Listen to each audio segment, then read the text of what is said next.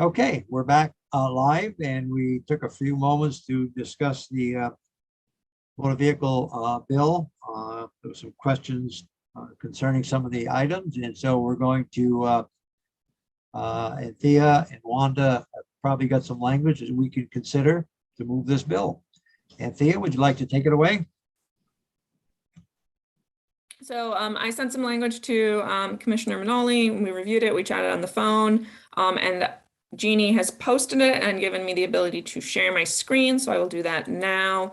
The changes are all highlighted and they are minimal. So in section 3, it would now say that not later, and this is the notice that the commissioner needs to send, not later than September 1, 2022, the Commissioner of Motor Vehicles shall provide written notice to all individuals participating in or applying to participate in the total abstinence program as of the effective date of this section, which will be on passage of amendments to 23 VSA section 1209A, and that as of the effective date of this section, they must maintain total abstinence as defined and amended by section 1. So nothing about the retroactive applicability. It's just sending it to everyone that is currently in the program, saying that as of passage, they are going to need to maintain total abstinence as it is defined. So that's section 3. I'm going to go back to it, but let's look at the effective dates since that's the other place where there was the change. And then for the effective dates, section 2, which are all of the amendments to 1209A, the new definition, the total abstinence means total abstinence.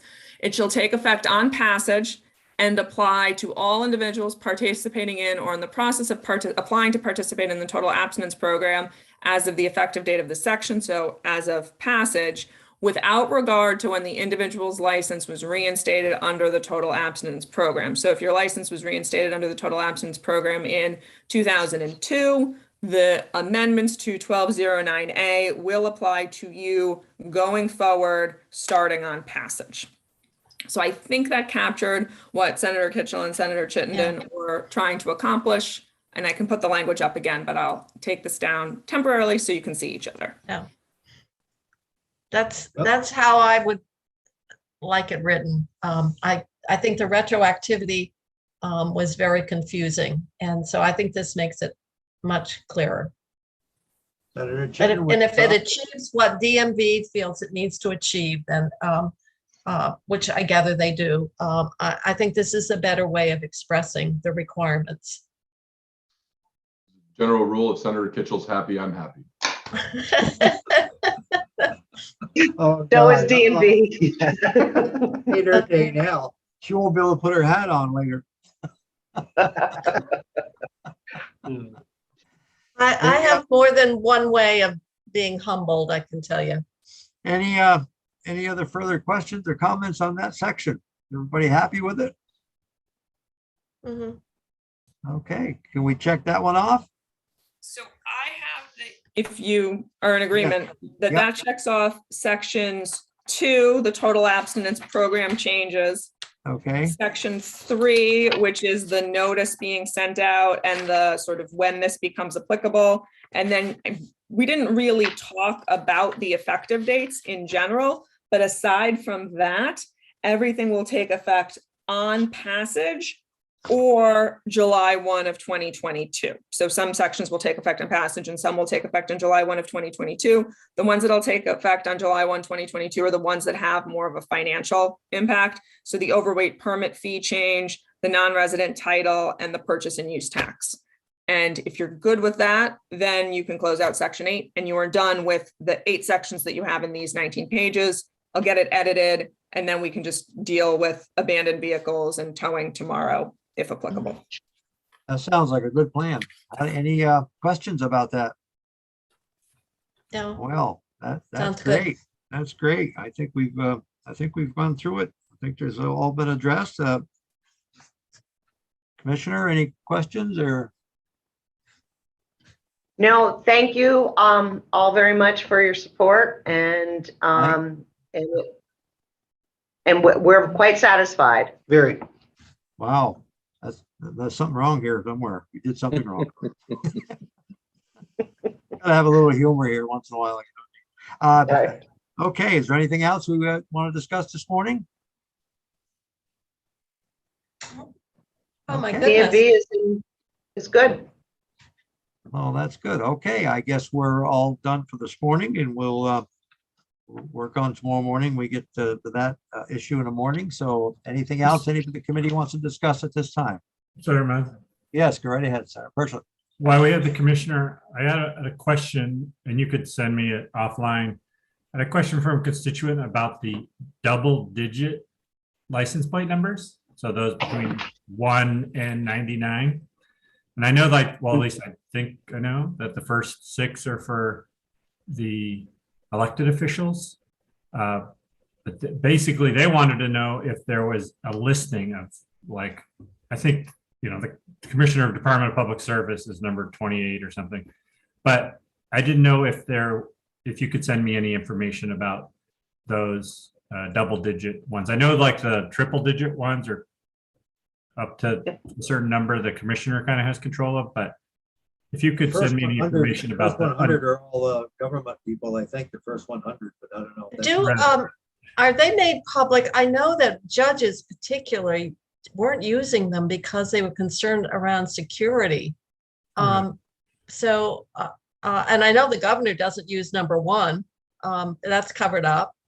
So, No, he doesn't use So number they one. are for the elected and the appointed positions. And it's a choice to put it on your vehicle or not to. And to the point that was just made, and with judiciary, there, because of security and because of concerns.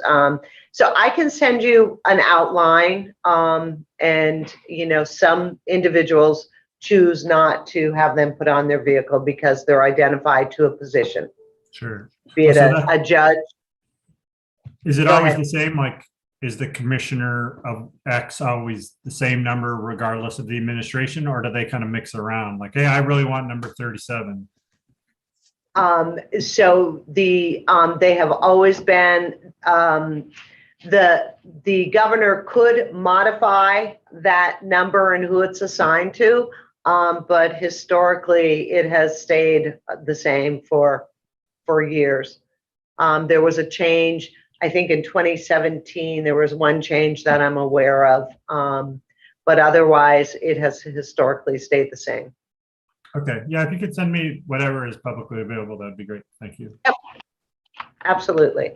And Senator Kitchell will be reaching out to you after we make sure that the Vermont business you identified is has all of the products that they need to do their business. Okay.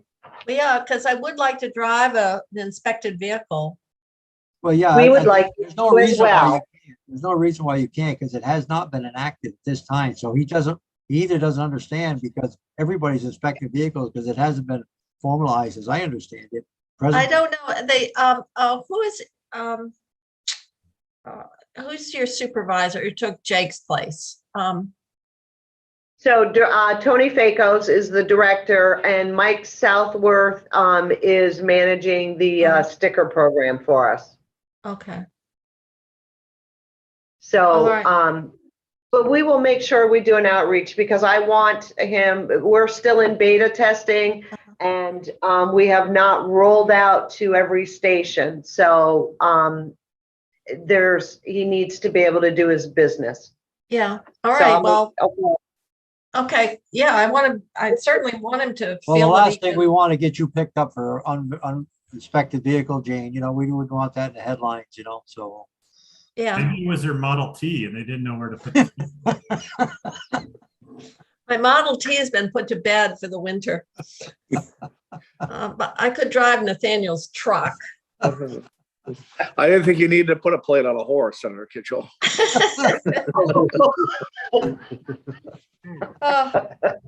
Chair Mazza. Right, Yes, go right ahead, Senator Chip. I don't want to keep us all. I know we need to get out of here, but I do read all of my emails, but I am not familiar with this towing issue that we're talking about tomorrow. If anybody has any background information or email threads that they share with me, I'd love to come a little more prepared to this discussion. I don't know. Senator Ingles, you have the Well- only thing I heard from was, it's something that occurs almost every year, is the fact that towers, when they get called to an accident, what do they do with a participant there? They can't put them in the cab of the truck. And there's some, where do they bring the car? And there's some questions they've always had over the years about towing. Now, I don't know about Senator Ingalls. I know it's probably. Well, I think there's 3 issues that they want to talk about, and most of it seems to be about abandoned vehicles is a big issue. But the 3 issues is exactly what you just said, Senator Mazza, about, what do you do with somebody standing beside the road? The other thing is reimbursement for the abandoned vehicles, as far as getting reimbursed for the amount. Not even just, they're concerned about getting reimbursed for abandoned vehicle, who pays the bill to tow them off the road, and the storage. And the last thing about it was, with this pandemic and what's going on, is that the length of time that they have to get this vehicle ready for resale is problematic for them right now. I don't know the whole story about all of that stuff, but once it's deemed that it's been abandoned and they have the right to sell it, something to do with checking the vehicles out and all of that and be able to sell them has been problematic. So there's been enough of it going around, so I was just trying to bring them in and see what their concerns were. I think the other night, Burlington, I think they towed over 200 vehicles. I heard about, I think I read that somewhere. I know the towing company were busy because it was the ban on snow. And so they towed a couple hundred, and I don't know where they bring them all. And then you got to pay a couple $100 to get your car out of storage or whatever it is, $100, I don't know. But that's always an ongoing issue. But anyway, they'll bring it up tomorrow morning. Some of the Senator Mazza, we just had a brief conversation with Anthea, back to a question that Senator Kitchell had asked earlier about an inquiry, and to Senator Ingalls' point about going from 30 days to 90 days on getting your paperwork into DMV. So we are prepared to talk about that. And we also identified, just on the phone with Anthea, the 2 sections of law that I believe they are coming in to discuss. And to Senator Ingalls' point, they're looking for a potential increase on the cost when law enforcement determines a vehicle is to be abandoned and they tow it, to be reimbursed, as well as an extension on time to file the paperwork. Wanda is, this is not an issue we're talking about, but there was a guy yesterday. They still have to get permits in every town in Vermont for $10. They have to apply. Is that still in effect? Every town, they want a $10. There can't be something that was one fee and it would cover the towns. Does every town ask for $10? Is that the way it works? So every town can set the permitting requirement for their roads. That Okay. is still in place. Okay. So is it $10 in general, or is it more or less? I'm not sure if each Okay. town is charging $10. We Okay. tried to work that out. but- Yeah, I thought we were, I thought we did But I something. don't think Yeah. we obviously didn't get it resolved. No, like he said yesterday, well, it's DeMag Riggers, and he said he has to, the paperwork comes in every town, he has to send a check for $10. And I thought we did something or talked about it. Maybe we didn't, but it's another issue for another day. But I'm just brought that up because I thought of it. That's, So you did ask us when we looked at creating e-permitting, which we're still implementing, that we created a system that allows towns and cities to come onto the e-permitting system to make it more efficient for the industry. But what is currently in place is these are not state highways. These are town controlled roads, and they can set the limits the way on permitting, when they can travel, what the fee is. And I think it's 2 years ago. I just want to say to the members, when we set up the language on e-permitting, Wayne Simmons testified that if we were going to be responsible as a state for issuing the permitting, that we would have to look at the design of each of these roads and bridges, which was something that we're not in a position to do. I don't know if you recall that conversation. Okay. Okay. So we do. Yeah. All right. Thank you very much, and we'll see everybody tomorrow morning.